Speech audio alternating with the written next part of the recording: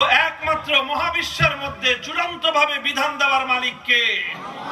কোনটা হালাল বলে দিবেন কে? কোনটা হারাম নির্ধারণ করে দিবেন কে? কোনটা বৈধ নির্ধারণ করে দিবেন কে? কোনটা অবৈধ নির্ধারণ করে দিবেন কে? আল্লাহ পাক রব্বুল আলামিনের সে বৈধতা এবং অবৈধতার জায়গায় অন্য কাউকে যদি চুল পরিমাণ অংশীদারিত্ব প্রদান করা হয়, 1000 রাকাত নামাজ পড়তে পারো, তুমি এক আল্লাহকে রব বলে মানো নাই। এবার আসেন, আমি সুনির্দিষ্ট একটা দৃষ্টান্ত নিয়ে আমি আপনাদের সামনে কথা বলি। সুনির্দিষ্ট একটা ঘটনা নিয়ে, আল্লাহর কোরআনের একটা নির্দিষ্ট বিধান নিয়ে আমি কথা বলি।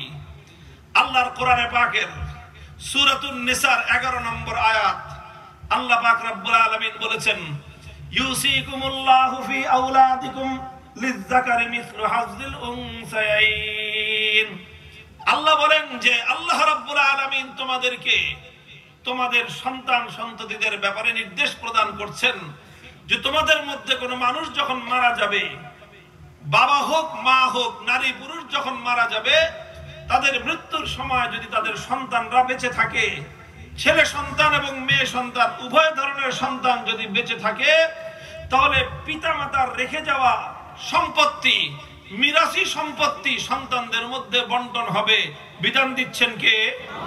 চিৎকার করে বলেন, বিধান দিচ্ছেন কে? আল্লাহ রাব্বুল আলামিন বিধান দেওয়ার সময় বলছেন, আমি যেই বিধান দিচ্ছি তার নীতি হলো এই, লিয-যাকারি মিসলু হাযযিল উনসায়াইন। বাবার রেখে যাওয়া সম্পদ, মায়ের রেখে যাওয়া সম্পদ তার সন্তানদের মধ্যে বন্টনের মূল নীতি হলো যে এক ছেলে পাবে 2 মেয়ের সমান। এক ছেলে কি পাবে? 2 মেয়ের সমান পাবে। এক ছেলে 2 মেয়ের সমান পাবে। কিন্তু এখানে একটা হলো ইন্ডিপেন্ডেন্ট তুল্য, আর একটা হলো ডিপেন্ডেন্ট তুল্য। একটা হলো স্বনির্ভর তুল্য, আর একটা হলো পরনির্ভর তুল্য। তার অর্থ হলো এই যে আপনার যদি এই 2টা পাঞ্জাবির মধ্যে কোনো অসামঞ্জস্য থাকে, 2টা পাঞ্জাবি যদি 2 রকম হয়, অর্থাৎ আপনার পুরানোটা একরকম, নতুনটা হয়ে গেছে আরেক রকম, এই ক্ষেত্রে আপনার কাছে পরিত্যাজ্য হবে নতুনটা না পুরাতনটা? বুঝেন নাই কথা? যে আপনি মনে করেন একটা পাঞ্জাবি 2টা একরকম হওয়ার কথা, এখন 2টা একরকম হয় নাই, ভিন্ন ভিন্ন রকম হয়েছে। তো ভিন্ন ভিন্ন রকম হওয়ার পরে আপনার কাছে একটা গ্রহণযোগ্য হবে, আরেকটা পরিত্যাজ্য হবে। গ্রহণযোগ্য হবে নতুনটা না পুরাতনটা? পুরাতনটা গ্রহণযোগ্য হবে। পরিত্যাজ্য হবে নতুনটা না পুরাতনটা? নতুনটা পরিত্যাজ্য হবে। নতুনটা পরিত্যাজ্য হবে কারণটা কি? কারণ আমি তোমাকে যে স্যাম্পল দিয়েছিলাম, আমি তোমাকে যে মানদণ্ড দিয়েছিলাম, আমি তোমাকে যে মাপ দিয়েছিলাম, তুমি যেটা তৈরি করেছো সেটা আমার মাপের মতো হয় নাই। এই জন্য তুমি আমার কাছে কোনো বিনিময় তো পাবাই না, মজুরি তো পাবা দূরের কথা, বরং উল্টা আমার কাপড়ের জরিমানা দিতে হবে তোমার। কথা ঠিক না বেঠিক? কারণ পুরাতন পাঞ্জাবিটাকেই বলা হয় ইন্ডিপেন্ডেন্ট ভেরিয়েবল, নতুন যে পাঞ্জাবিটা বানানো হয়েছে ওটাকে বলা হয় ডিপেন্ডেন্ট ভেরিয়েবল। অর্থাৎ একটা হলো স্বনির্ভর তুল্য, আর একটা হলো পরনির্ভর তুল্য। পরনির্ভর তুল্য যেটা হয় সেটা সব সময় স্বনির্ভরের সঙ্গে মানুষ তুলনা করে পরনির্ভরটাকে গ্রহণ করে। পরনির্ভরটা যদি স্বনির্ভরের সাথে মিলে যায় গ্রহণযোগ্য হবে, পরনির্ভরটা যদি স্বনির্ভরের সাথে না মিলে তাহলে সেটা কোনোদিন গ্রহণযোগ্য হয় না। এবার বুঝেন, আল্লাহর কোরআন বলেছে লিয-যাকারি মিসলু হাযযিল উনসায়াইন। তোমরা যখন পিতামাতার পরিত্যক্ত সম্পত্তি যখন বন্টন হবে, তখন এই বন্টনের মধ্যে ছেলেও পাবে মেয়েও পাবে। 2 মেয়ে যতটুকু পাবে, এক ছেলে তার সমান পাবে। আল্লাহর কোরআন এভাবে বলে নাই যে এক ছেলে যতটুকু পাবে 2 মেয়ে তার সমান পাবে। না না, বরং আল্লাহ পাক রব্বুল আলামিন বলেছেন 2 মেয়ে যতটুকু পাবে এক ছেলে তার 2 মেয়ের সমান পাবে।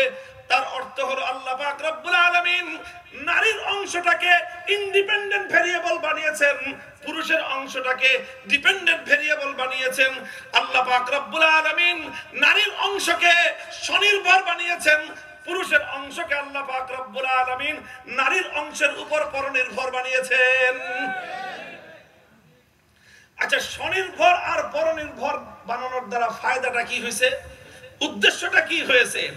উদ্দেশ্যটা এবং এর দ্বারা যে ফলাফলটা আসলো, সেই ফলাফলটা হলো এই, কোরআন বলতে চায় এক ভাই বাবার সম্পত্তি থেকে কতটুকু পাবে, এক ভাই মায়ের সম্পত্তি থেকে কতটুকু পাবে, সেটা প্রমাণ করবার জন্য আগে বোনের অংশ নির্ধারণ করতে হবে।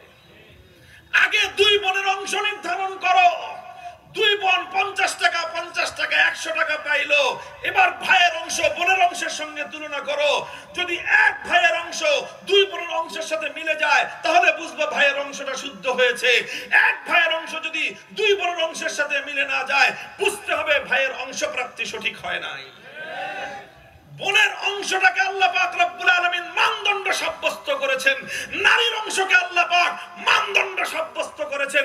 নারীর অংশকে আল্লাহ পাক স্বনির্ভর অংশ বানিয়েছেন, পুরুষের অংশকে আল্লাহ পাক পরনির্ভর বানিয়ে আল্লাহ পাক রব্বুল আলামিন স্পষ্ট ভাষায় কোরআনের মাধ্যমে দুনিয়ার মানুষকে মেসেজ দিয়েছেন, ও দুনিয়ার মানুষ, উত্তরাধিকার সম্পত্তি যদি সঠিকভাবে বন্টন করতে হয়, আগে পুরুষের অংশ নয়, আগে নারীর অংশ নির্ধারণ করো।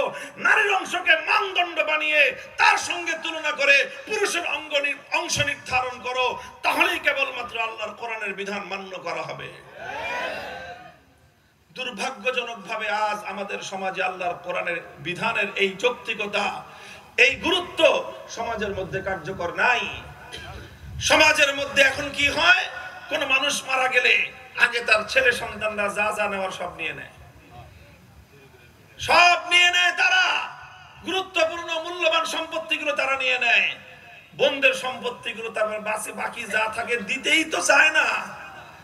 প্রথমে তো দিতেই চায় না, বলে সমাজের মধ্যে এই কথার রেওয়াজ আছে যে সকল মেয়েরা বাপের বাড়ি থেকে সম্পত্তি নেয়, তাদেরকে সমাজে খারাপ দৃষ্টিতে দেখা হয়, তাদের প্রতি বাজে দৃষ্টি রাখা হয়, তাদেরকে তুচ্ছ-তাচ্ছিল্য করা হয়। বলা হয় যে ভাইয়ের সাথে সম্পর্ক রাখবি না সম্পত্তি নিবি। ভাবসাবটা এরকম যে আল্লাহর হুকুম মানলে ভাইয়ের সাথে সম্পর্ক থাকবে না। হে দুনিয়ার ভাইয়েরা, আল্লাহর বিধান মানলে যদি তোমার সঙ্গে সম্পর্ক ছিন্ন করতে হয়, ইসলাম বলে খোদার বিধান মানলে যদি তোমার সম্পর্ক ছিন্ন হয়, তাহলে আল্লাহর সব হুকুম মানবো, তোমার মতো ভাইয়ের দরকার নাই। মুহতারাম হাজিরিন, এই কথাটা তো প্রসঙ্গ করে আমি বললাম। এখানে মানুষ ইসলামের এই সৌন্দর্যের কথা, কোরআনের এই বিধানের মূল তাৎপর্যের কথা মানুষ লক্ষ্যই করে না, যে এখানে নারীর অংশ আর পুরুষের অংশ শুধুমাত্র একটা নিয়েই বিতর্ক করে, যে পুরুষকে তো ডবল দিল, নারীকে তো সিঙ্গেল দিল, ইসলাম বৈষম্য করলো, নাউযুবিল্লাহি মিন যালিক। শুধু এই এক কথা নিয়ে লাফালাফি। কিন্তু ইসলাম যে কি করলো, আল্লাহর কোরআন যে কি করলো, আল্লাহর কোরআন যে বলল নারীর অংশটা হলো ইন্ডিপেন্ডেন্ট ভেরিয়েবল, নারীর অংশটা হলো মানদণ্ড, সেই মানদণ্ডের সঙ্গে তুলনা করে পুরুষের অংশ নির্ধারণ করতে হবে। কোরআনের এই আয়াতের সারমর্ম দ্বারা এই যে বন্টনের সময়, পিতামাতার মিরাসি সম্পত্তি বন্টনের সময় আগে বোনদের অংশ নির্ধারণ করতে হবে, তারপরে ভাইয়ের অংশ নির্ধারণ করতে হবে। এটাই হলো ইসলামের স্পিরিট, এটাই হলো কোরআনের নির্দেশনা। মুহতারাম হাজিরিন, কেউ বলতে পারে না যে হুজুর যাই হোক, আগে না হয় নারীরটাই নির্ধারণ করলাম, এরপরে না হয় পুরুষেরটাই নির্ধারণ করলাম, কিন্তু নির্ধারণ করলাম কেমন? সমান সমান তো হলো না। নারী তো অর্ধেক পাইলো, পুরুষ তো ডবল পাইলো। এই ক্ষেত্রে তো নারী ঠকে গেল, পুরুষ বেশি পেয়ে গেল, এত বৈষম্যের তৈরি হয়ে গেল, নাউযুবিল্লাহি মিন যালিক। আমি একটা কথা বলি, দেখেন, যে কোনো সম্পদের হিসাব যখন আপনি করবেন, সম্পদ নিয়ে যখন আলাপ আলোচনা করবেন, সম্পত্তি নিয়ে যদি আলাপ আলোচনা করেন, সম্পত্তির আলোচনা করতে হলে সম্পত্তির আলাপ আলোচনা, সম্পত্তির হিসাব যদি নির্ভুল করতে হয়, শুধুমাত্র আয়ের হিসাব দিয়ে কোনোদিন সম্পত্তির হিসাব নির্ভুল হয় না। আয় এবং ব্যয় দুটোকে যতদিন পর্যন্ত আপনি ব্যালেন্স না করবেন, ততদিন পর্যন্ত দুনিয়ার কোনো সম্পদের হিসাব নির্ভুল হবে না।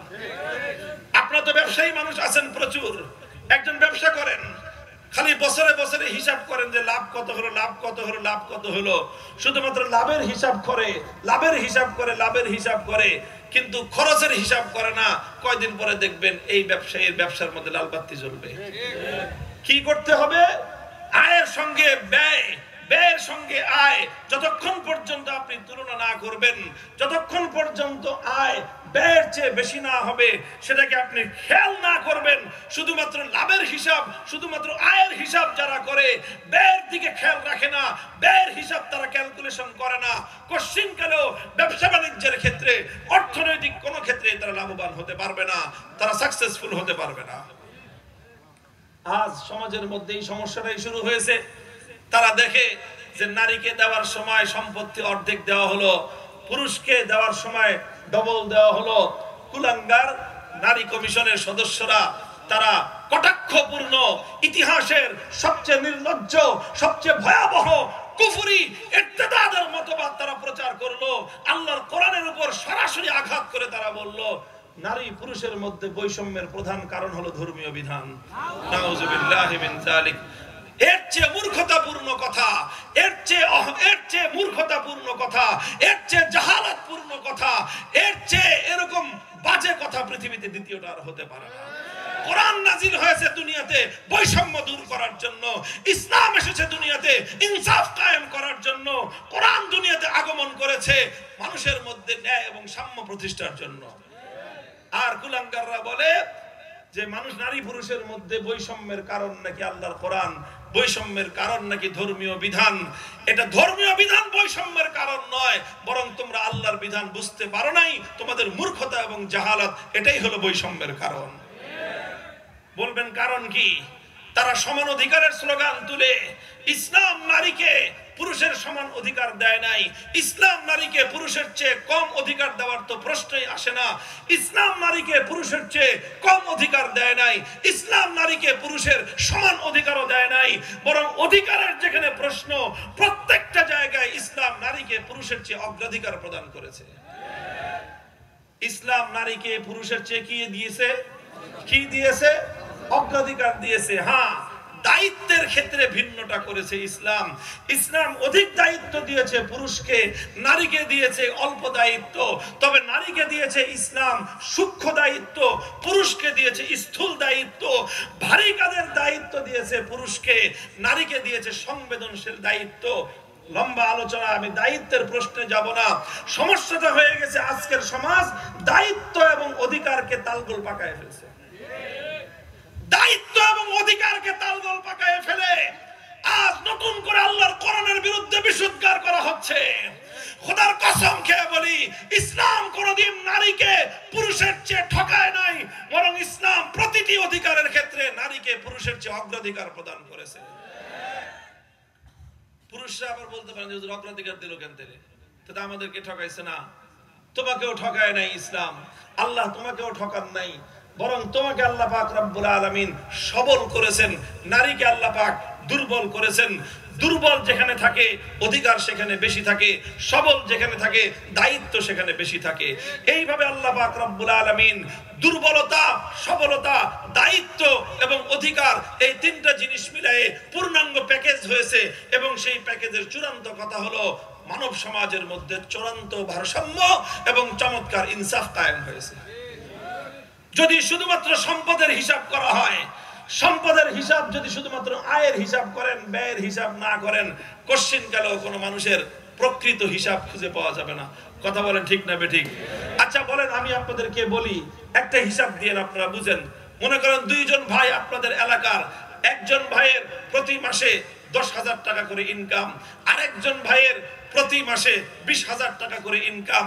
তো 10,000 টাকা করে ইনকাম যে করে, 20,000 টাকা করে যে ইনকাম করে, এই দুই ভাই যদি সারা বছর ইনকাম করার পরে বছর শেষে বড় ভাইয়ের ইনকাম 20,000, ছোট ভাইয়ের ইনকাম 10,000, বছর শেষে বড় ভাইয়ের ইনকাম দাঁড়ালো কত? কত? 2,40,000। আচ্ছা, ছোট ভাইয়ের ইনকাম প্রতি মাসে 10,000 টাকা, বছর শেষে তার ইনকাম কত দাঁড়ালো? 1,20,000। আচ্ছা, ইনকাম তো একজনের 1,20,000 আর ইনকাম আরেকজনের 2,40,000। ইনকামের মধ্যে তো তারতম্য আছে, তফাৎ আছে। এই দুই ভাইয়ের মধ্যে অধিক সম্পদশালী কে? অধিক সম্পদশালী বড় ভাই। এই তো বললেন আপনারা, মনে রাখেন। আপনাদের জবাব হলো, এক ভাইয়ের সম্পত্তির ইনকাম মাসে 10,000, আরেক ভাইয়ের ইনকাম মাসে 20,000। আপনাদের জবাব হলো এই দুই ভাইয়ের মধ্যে সম্পত্তিশালী বড় লোক হলো বড় ভাই, কারণ মাসে তার ইনকাম 20,000, বছরে তার ইনকাম 2,40,000। এবার দ্বিতীয় প্রশ্ন শুনেন, যেই ভাইয়ের ইনকাম 10,000 সে এখনো বিয়ে করে নাই, সে শুধুমাত্র ইনকাম করে, তার সংসারের কোনো খরচ নাই, বরং সে বড় ভাইয়ের সংসারে থাকে, 10,000 টাকা করে যা পায় মাস শেষে সেটা পুরোটাই তার ব্যালেন্স থাকে, সেভিংস হয়, ব্যাংকের অ্যাকাউন্টে জমা রাখে। আর বড় ভাই 20,000 টাকা করে কামায়, প্রতি মাসে তার সংসারে খরচ হয় গড়ে 20 থেকে 22,000 টাকা। এইভাবে কারণ তার নিজেরও সংসার টানতে হয়, স্ত্রী পরিজনের খরচ বহন করতে হয়, সন্তানদের খরচ বহন করতে হয়। এমনকি ছোট ভাই যেটা আছে ওটাকেও বলছে যে তুই এখনো পর্যন্ত ছোট, তুই আমার সংসারে খাইবি, আমার সংসারেই খায়। এবার হিসাব করে বলেন তো, যে ছোট ভাই কামাই করছে মাসে 10,000 টাকা করে, বড় ভাই কামাই করছে মাসে 20,000 টাকা করে, বছর শেষে সম্পত্তি কার বেশি? একটু আগে কিন্তু আপনারা বলেছিলেন যে বড় ভাই 20,000 টাকা করে কামায়, বছর শেষে বড় ভাইয়ের ইনকাম বেশি, বড় ভাইয়ের সম্পদ বেশি, ছোট ভাইয়ের সম্পদ কম। এখনই এক মুহূর্তের মধ্যেই আপনাদের প্রশ্নের জবাব পরিবর্তন হয়ে এখন আপনারা বলতেছেন যে না, বড় ভাইয়ের সম্পদ বেশি না, ছোট ভাইয়ের সম্পদ বেশি। এবার 3 নম্বর প্রশ্ন করি, আপনাদের প্রথম প্রশ্নের জবাব সঠিক ছিল না দ্বিতীয় প্রশ্নের জবাব সঠিক? দ্বিতীয় প্রশ্নের জবাব যদি সঠিক হয়, প্রথম প্রশ্নের জবাব ভুল ছিল। কথা ঠিক? প্রথম প্রশ্নের জবাব ভুল ছিল কেন, দ্বিতীয় প্রশ্নের জবাব সঠিক ছিল কেন? কারণ একটাই, প্রথমবার যখন আপনারা প্রশ্নের জবাব দিয়েছেন তখন শুধুমাত্র আয়ের হিসাব করে প্রশ্নের জবাব দিয়েছেন, ব্যয়ের হিসাব তখন ক্যালকুলেশন করা হয় নাই, এই জন্য প্রথমবারের প্রশ্নের জবাব ভুল ছিল। দ্বিতীয়বার যখন প্রশ্ন করলাম আয় এবং ব্যয় দুটোকে কম্পেয়ার করে, তখন আপনারা যেই প্রশ্নের জবাব দিয়েছেন সেই প্রশ্নের জবাব সঠিক হয়েছে, কারণ তখন শুধু আয়ের হিসাব দেখেন নাই, আয়ের সঙ্গে ব্যয়ের হিসাব কম্পেয়ার করে যখন হিসাবের জবাব দিয়েছেন তখনই আপনার জবাবটা সঠিক হয়েছে। এবার একই কথা আমরা বলি, যারা সম্পত্তির বন্টন দেখে উত্তরাধিকার সম্পত্তিতে পুরুষকে দ্বিগুণ দেওয়া হলো, নারীকে অর্ধেক দেওয়া হলো, এই কথা শুনে যারা বলে নারীর প্রতি বৈষম্য করা হয়েছে, আল্লাহর কসম খেয়ে বলি তারা মূর্খতার মধ্যে বসবাস করে, জাহালাতের মধ্যে বসবাস করে, অন্ধকার জগতে তারা বসবাস করে। তারা সম্পত্তির হিসাব করার প্রাথমিক সূত্র পড়ে নাই, এখনো যোগ বিয়োগের হিসাব তারা পড়ে নাই। ব্যাখ্যাল জানে কথাকার, কোনদিন সম্পদের হিসাব শুধু আয় দেখে করলে সঠিক হিসাব তুমি পাবা না। সম্পদের হিসাব যদি সঠিকভাবে বের করতে হয়, আয় এবং ব্যয় দুটো হিসাব করার পরে ব্যালেন্স যতক্ষণ পর্যন্ত তুমি না করবা, প্লাস মাইনাস যতক্ষণ পর্যন্ত না করবা, ততক্ষণ পর্যন্ত তোমার সম্পদের সঠিক হিসাব কোনোদিন বের হয়ে আসতে পারে না। কথা বলেন ঠিক না বেঠিক? এবার শুধু এই কথাটা বলে আলোচনা শেষ করতেছি। নারী আর পুরুষের আয়ের সময় সম্পত্তির বন্টনের ক্ষেত্রে উত্তরাধিকার সম্পত্তিতে পুরুষ পাইছে ডবল, নারী পাইলো সিঙ্গেল। মনে করেন বাবা রেখে গেল 150 টাকা, মেয়ে পাবে 50 টাকা, ছেলে পাবে 100 টাকা। আপাত দৃষ্টিতে মনে হচ্ছে যে ছেলে ডবল পেলো, মেয়ে অর্ধেক পেলো। এটা হলো সম্পদের আয়ের হিসাব। এবার ব্যয়ের হিসাবে আসেন। ব্যয়ের হিসাব, তাহলে আয় অনুযায়ী যদি ব্যয়ের হিসাব ধরা হয়, তাহলে ব্যয়ের হিসাব তো এরকমই হওয়া উচিত যে ছেলে 2 টাকা খরচ করলে মেয়ে 1 টাকা খরচ করবে। কথা বলেন ঠিক না বেঠিক? আয় যেহেতু ছেলের 200 টাকা হলে মেয়ের আয় 100 টাকা, ছেলের 100 টাকা আয় হলে মেয়ের আয় 50 টাকা, সেক্ষেত্রে খরচের হিসাবের মধ্যে সেই হিসাবে যুক্তি তো এটাই বলে, সেক্ষেত্রে খরচের হিসাব হবে ছেলে 10 টাকা খরচ করলে মেয়ে 5 টাকা খরচ করবে, ছেলে 100 টাকা খরচ করলে নারী 50 টাকা খরচ করবে, স্বামী 100 টাকা খরচ করলে স্ত্রী 50 টাকা খরচ করবে, স্বামী 1000 টাকা খরচ করলে স্ত্রী 500 টাকা খরচ করবে। এটাই ছিল যুক্তির দাবি। কিন্তু ইসলাম কি বলে?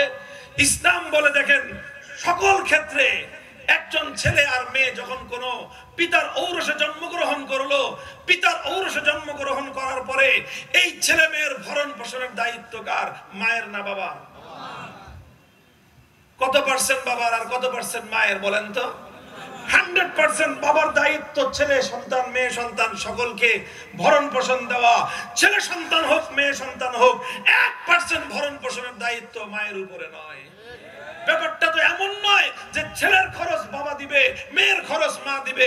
ইসলাম কি সেই কথা বলে? ছেলের খরচও কে দিবে? বাবা। মেয়ের খরচও কে দিবে? বাবা দিবে। কতদিন দিবে? কতদিন দিবে? ইসলামের বিধান হলো একটা ছেলে যতদিন পর্যন্ত সাবালক না হয় ততদিন পর্যন্ত বাধ্যতামূলকভাবে তার ভরণ পোষণের দায়িত্ব হলো তার বাবার। একটা ছেলে সাবালক হতে সর্বোচ্চ তার বয়স প্রয়োজন হয় 15 বছর। 15 বছরের মধ্যে অবশ্যই ছেলেরা সাবালক হয়ে যায়। 15 বছর বয়স হয়ে যাওয়ার পরে কোনো ছেলে সন্তান বাধ্যতামূলকভাবে তার বাবার কাছ থেকে ভরণ পোষণ নিতে পারবে না। হ্যাঁ, বাবা যদি দেয় অনুগ্রহ করে, সেটা তার অনুগ্রহ।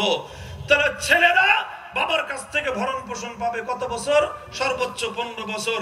একটা মেয়ে তার বাবার কাছ থেকে ভরণ পোষণ পাবে কত বছর?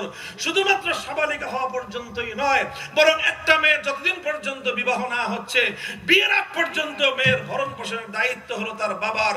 সুতরাং আমাদের সমাজে একটা মেয়ের সাধারণত বিয়ে হতে আইন অনুযায়ী কমপক্ষে 18 বছর, সাধারণত 20 বছর, আর পড়াশোনা করলে লাগে 25 বছর। স্বাভাবিক হিসাবেই যে মেয়েটার বিয়ে হলো 25 বছরে, সে 25 বছর পর্যন্ত বাবার কাছ থেকে ভরণ পোষণ পেল। এবার বলেন, ছেলে পেল ভরণ পোষণ 15 বছর, মেয়ে পেল ভরণ পোষণ 25 বছর, অধিকার বেশি পেল কে? 10 বছর ফাও খাই না তুমি এখানে বাবার হোটেলে। এরপরে যখন বিয়ে হয়ে যায়, নারী আর পুরুষের যখন বিয়ে হয়, আচ্ছা বিয়ে কি শুধু পুরুষের হয় না নারীরও হয়? কি বলেন? আরে বিয়ে শুধু পুরুষের হয় না নারী পুরুষ দুইজনের হয়? দুজনের বিয়ে হয়। বিয়ের প্রয়োজন শুধু পুরুষের না নারীরও?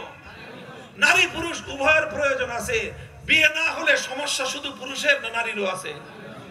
আরে ভাই, যাদের ঘরে মেয়ে আছে বিয়ের উপযুক্ত, বিয়ে হয় নাই, তাদেরকে যে জিজ্ঞাসা করেন বিয়ের দরকার ছেলের বেশি না মেয়ের বেশি? আজ পর্যন্ত দেখলাম না কোন বাপে আইসা বললো যে হুজুর আমার পোলাটার বয়স 35 বছর হয়ে গেছে, এখনো বিয়ে হয় নাই, মাথা গরম হয়ে যায়। এই কথা কোনো বাপেও বলে না। মেয়ের বয়স 26 বছর হলে বাবার মাথা খারাপ হয়ে যায় যে মেয়েটা 26 বছর হয়ে গেছে, হুজুর দোয়া করেন মেয়েটার বিয়ে হচ্ছে না। কথা বলেন ঠিক না বেঠিক? কারণটা কি? কারণ ছেলের বিয়ে না হলে অত সমস্যা নাই, মেয়ের বিয়ে না হলে যত সমস্যা। কারণ কি? কারণ পরিষ্কার। যদি একটা ছেলে বা মেয়ে তার যদি কারো যদি বিয়ে না হয়, বিয়ে না হলে তাহলে কি হবে? তার ঘর নাই, তার সংসার নাই। এই তো, যার ঘর নাই সংসার নাই, আমাদের ঢাকার ভাষায় তাদেরকে বলে বাদাইম্মা। আপনার এলাকায় কি বলে? বাদাইম্মা বলে। একটা পুরুষ মানুষ যদি বাদাইম্মা হয় তেমন কোনো সমস্যা নাই। একদিন লঞ্চ স্টেশন, আর একদিন ট্রেন স্টেশন, আর একদিন বাস স্টেশন, আর একদিন কাকরাইল মসজিদ। টোটো কোম্পানির ম্যানেজারি করে বহু পুরুষ মানুষ জিন্দেগি পার করে দিচ্ছে। ঘর সংসারের এত দরকার পুরুষের হয় না। এবার বলেন, একটা নারীর যদি সংসার না থাকে, এই নারী একদিন রেল স্টেশন, আর একদিন বাস স্টেশন, আর একদিন লঞ্চ স্টেশনে, এইভাবে কোন নারীর পক্ষে জীবন ধারণ করা সম্ভব? তাহলে সংসারের প্রয়োজন পুরুষের বেশি না নারীর বেশি? তাহলে বিয়ে হয় দুইজনের, প্রয়োজন দুইজনের, সুবিধা দুইজনের। বিয়ে না হইলে সমস্যা দুইজনের, বরং সমস্যা বেশি নারীর। বাদ দেন বেশিটুক বাদ দিলাম, সমস্যা দুজনের, সুবিধা দুজনের, প্রয়োজনের দুজনের, বিয়েও দুইজনের। খরচ কয়জনের? খরচ 100% একজনের। বলবেন খরচ কেমনে একজনের? বিয়ের সাথে দুই ধরনের খরচের সম্পর্ক। কয় রকম? একটা হলো পার্মানেন্ট খরচ, আর একটা হলো সাময়িক খরচ। একটা হলো বিয়ের সময়ের এককালীন খরচ, আর একটা হলো সারা জিন্দেগির খরচ। বিয়ের সময় এককালীন খরচ হলো দুইটা, একটা হলো ফরজ, আর একটা হলো সুন্নত। একটা কি? ফরজ খরচ, দেনমোহর দেওয়া। দেনমোহর এটা দিতে হয়। দেনমোহর পুরুষ দেয় না মহিলা দেয়? দেনমোহর পুরুষের দিতে হয় না নারীর দিতে হয়? দেনমোহর 100% পুরুষ দেয়। নফল বা সুন্নত খরচ হলো বিয়ের সময় আপ্যায়ন করা। ইসলামের পরিভাষায়, শরীয়তের পরিভাষায় সেটাকে বলা হয় ওলিমা খাওয়ানো। ওলিমা খাওয়ানো এটা বরের জন্য সুন্নত। ওলিমা খাওয়ানো, দাওয়াত খাওয়ানো বরের জন্য সুন্নত। কনের বাবার জন্য দাওয়াত খাওয়ানো কোরআন এবং হাদিস কোথাও নির্দেশ নাই, কোথাও সুন্নত নাই, কোথাও নফল নাই, কোথাও কনের বাড়িতে খাওয়ার কোনো আয়োজনের ব্যবস্থা নাই। কইবেন যে হুজুর আমাদের দেশে যে খায়, বরযাত্রী যে 100, 200, 300, 500 শর্ত দিয়ে খায় যে 2টা গরু ফালাইতে হবে, একটা গরু জবাই করতে হবে। মনে রাখবেন, ইসলাম বলে এইভাবে শর্ত দিয়ে যারা বরযাত্রী হয়ে কনের বাবার বাড়ির থেকে জোরপূর্বক যারা খায়, তারা দাওয়াতের খানা খায় না, ডাকাতির খাবার খায়। তাহলে বিয়ের সময় দুই খরচ, একটা হলো ফরজ খরচ, এটা হলো দেনমোহরের খরচ, আর একটা হলো সুন্নত খরচ, আপ্যায়নের খরচ। দোনো খরচ কনের না পরে বরের? দোনোটাই পুরুষ করলো। এবার আসেন বিয়ের পর থেকে শুরু হলো পার্মানেন্ট খরচ, 4 রকম খরচ। কয় রকম? খাদ্য, বস্ত্র, বাসস্থান, চিকিৎসা, 4টা ওয়াজিব খরচ। এই 4 খরচের 100% দেওয়ার দায়িত্ব হলো পুরুষের। শুধু নিজেরটা না, নিজের খাওয়া নিজে খাবে, নিজের কাপড় নিজে বানাবে, নিজের ঘর নিজে তৈরি করবে, নিজের চিকিৎসা নিজে করবে, নিজেরটা তো করবে। বিবির 4 প্রকার খরচ তাকে দিতে হবে। খাদ্য দিতে হবে দৈনিক অন্তত 2 বেলা, তাকে বস্ত্র দিতে হবে অন্তত 3 সেট কাপড়, তাকে এমন একটা ঘর দিতে হবে যেই ঘরে সে স্বাধীনভাবে বিচরণ করবে, যেই ঘরে স্ত্রী স্বাধীনভাবে বসবাস করবে। এমন একটা ঘর তাকে ভাড়া নিয়ে হোক, বানিয়ে নিয়ে হোক, যেভাবেই হোক, কামলা খেটে হোক, যেভাবেই হোক, তোকে এরকম একটা ঘর তোমার স্ত্রীকে তোমার দিতেই হবে। চিকিৎসা দিতে হবে। 4 প্রকার খরচ কার? এরপরে যদি বছর ঘুরে আসলে সন্তান হয়, সেই সন্তানের ডেলিভারি থেকে নিয়ে শুরু করে 100% খরচ হলো পুরুষের। গেল। এইভাবে সারাটা জীবন খরচের দায়িত্ব কার? পুরুষের দায়িত্ব। আল্লাহ না করুন শেষ জীবনে কোনো কারণে যদি স্ত্রীর আগে স্বামী মারা যায়, এখন এই মহিলা, বৃদ্ধা মহিলা, তার নিজের জীবন চলাচলের যদি কোনো ব্যবস্থা না থাকে, এই সময়ে এই নারীর একটা ছেলে আছে আর একটা মেয়ে আছে, বার্ধক্যের এই সময়ে এই মহিলার ভরণ পোষণের দায়িত্ব তার মেয়ের নয়, বরং তার ভরণ পোষণের দায়িত্ব হলো তার ছেলের উপর। তাহলে কি দেখলাম? ছোট্টকালে বাবার হোটেল, বিয়ের পরে স্বামীর হোটেল, বৃদ্ধ বয়সে পোলার হোটেল। 3 পুরুষের কাঁধের উপর দিয়ে একজন নারী রানীর মতো জিন্দগি যাপন করে যায়। 1 টাকা খরচের প্রয়োজন না, 1 টাকা খরচের প্রয়োজন হয় না। জন্ম থেকে মৃত্যু পর্যন্ত, দোলনা থেকে কবর পর্যন্ত ইসলামী জীবন ব্যবস্থা অনুযায়ী, ইসলামের পরিবার ব্যবস্থা অনুযায়ী শতভাগ খরচের দায়িত্ব পুরুষের ছিল। যুক্তির যদি প্রশ্ন আনো, যুক্তি দিয়ে যদি কথা বলতে যাও, 100% খরচের দায়িত্ব যেমন পুরুষের, 100% আয় এবং সম্পত্তির মালিকানা হওয়ার কথা ছিল পুরুষের। তাহলে হয়তো ইনসাফ, তাহলে হয়তো সমান অধিকার। কিন্তু ইসলাম, আমি শুরুতেই বলেছি, নারীকে ইসলাম সমান অধিকার দেয় নাই, ইসলাম নারীকে অগ্রাধিকার দিয়েছে। ইসলাম বলেছে খরচ করবে পুরুষ, 200 টাকা খরচ করবে পুরুষ, কিন্তু পুরুষ আয় পাবে 100 টাকা। নারী খরচ করবে না 1 পয়সা, 50 টাকা ফাও ফাও শুধুমাত্র তার পকেটে থাকবে। বলবেন কেন পকেটে থাকবে নারী? কেন নারীকে আল্লাহ পাক রব্বুল আলামিন কোন খরচের দায়িত্ব ছাড়া সম্পত্তির মালিকানা কেন তাদেরকে দিল? কারণ তারা মায়ের জাতি, কারণ তারা মাতৃজাতি। এক নারীর যদি অসম্মান হয়, গোটা জাতির ইজ্জত সম্মান ধুলোয় মিশে যায়। ইসলাম নারীকে সেই মর্যাদা দিয়েছে। আল জান্নাতু তাহতা আকদামিল উম্মাহাত। পৃথিবীতে একমাত্র মা সেই মাখলুক, একমাত্র মা সেই মানুষ, একমাত্র মা সেই নারী যার পায়ের তলে আল্লাহর জান্নাতকে সৃষ্টি করেছেন আল্লাহ পাক রব্বুল আলামিন। সেই নারীর যদি অসম্মান হয়, সেই নারীর যদি অসম্মান হয়, অমর্যাদা হয়, তাহলে গোটা মানব সমাজ, মানব সভ্যতা ধুলোয় মিশে যাবে। কোন কারণে যদি অ্যাক্সিডেন্টলি কোন নারীর জীবনে এমন কোন সিচুয়েশন হয়ে যায়, তার বাবাও নাই, তার স্বামীও নাই, তার ছেলেও নাই, তার ভাইও নাই, এমন কোন অ্যাক্সিডেন্ট যদি ঘটে যায় কোন নারীর জীবনে, সেই সময় এই নারী কিভাবে চলবে? এই জন্য আল্লাহ পাক রব্বুল আলামিন 50 বছর আগে ওই নারীর নিরাপত্তা ব্যবস্থা হিসেবে তার জন্য আল্লাহ পাক 50% সম্পদ আগেই সেভিং করে তার নিরাপত্তা ব্যাংক হিসেবে, তার নিরাপত্তা ব্যালেন্স হিসেবে আল্লাহ পাক আগে থেকে সংরক্ষণ করে রেখেছেন। মুহতারাম হাজিরিন, বাংলা ভাষা একটা কথা বলে, বুঝলে বুঝপাতা, না বুঝলে তেজপাতা। সব যুক্তি দিয়ে বুঝাইলাম, এরপরেও যদি বুঝে আসে তো ভালো কথা, বুঝে না আসলে কিছুই করার নাই। পরিষ্কার কথা, আল্লাহকে রব মানেন তো? আল্লাহকে রব মানেন তো? আল্লাহকে রব মানার অর্থ হলো বিধান দিবেন কে? আল্লাহর সেই বিধান যারা চোখ বন্ধ করে, যারা চোখ বন্ধ করে সর্বান্তকরণে মাথা নত করে যারা আল্লাহর বিধান মানবে, তারাই আল্লাহকে রব বলে মানলো। আল্লাহর কোন বিধানের জায়গায় যারা কোন গায়রুল্লাহর বিধানকে মানলো, তারা 1000 বার হজ করতে পারে, লক্ষ রাকাত তাহাজ্জুদের নামাজ পড়তে পড়তে কপালের মধ্যে দাগ ফেলতে পারে, সিজদা করতে করতে কপাল ফাটাইতে পারে। আল্লাহর কোন বিধানের সামনে যদি কোন মানব রচিত কোন বিধানকে সমান্তরালে দাঁড় করাতে চায়, যায়, কাট